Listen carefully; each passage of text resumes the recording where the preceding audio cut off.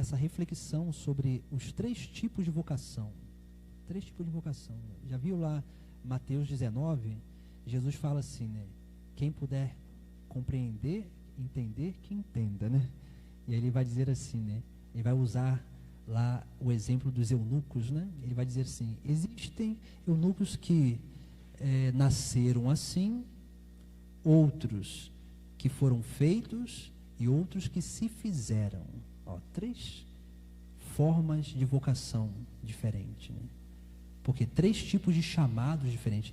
Tem pessoas que já desde cedo já tem aquela inclinação às coisas de Deus, já tem aquela inclinação, de repente, uma vida religiosa, uma vida de profundo, como na história hoje do santo que a gente celebra hoje, né? São Martinho, né? Quando a gente lê a história, já diz, ó, ele era pagão e já tinha um desejo de Deus, que ele não entendia muito bem aquilo, né? E aí depois, né, no decorrer da sua vida, lá mais para frente, ele vai conseguir corresponder isso. Mas veja, né, alguém que já desde cedo já tinha esse desejo de seguir a Deus, de se entregar a Deus.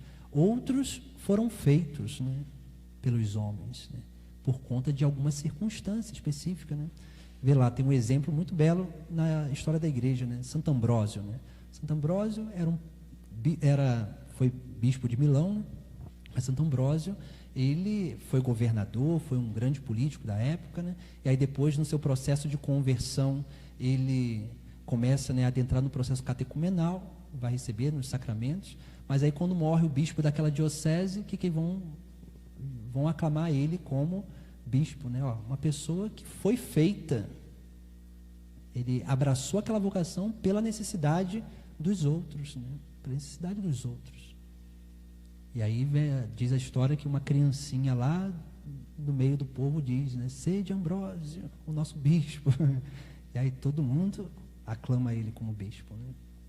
E aqueles que se fizeram pelo reino dos céus, aqueles que tiveram uma experiência num determinado momento da sua vida com Jesus Cristo e foram capazes de renunciar tudo para entrar nesse caminho.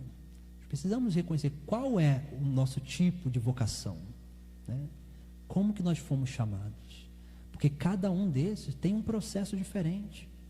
E quando a gente entende isso, a gente vai também reconhecendo, né, que o outro não tem o mesmo tempo que eu.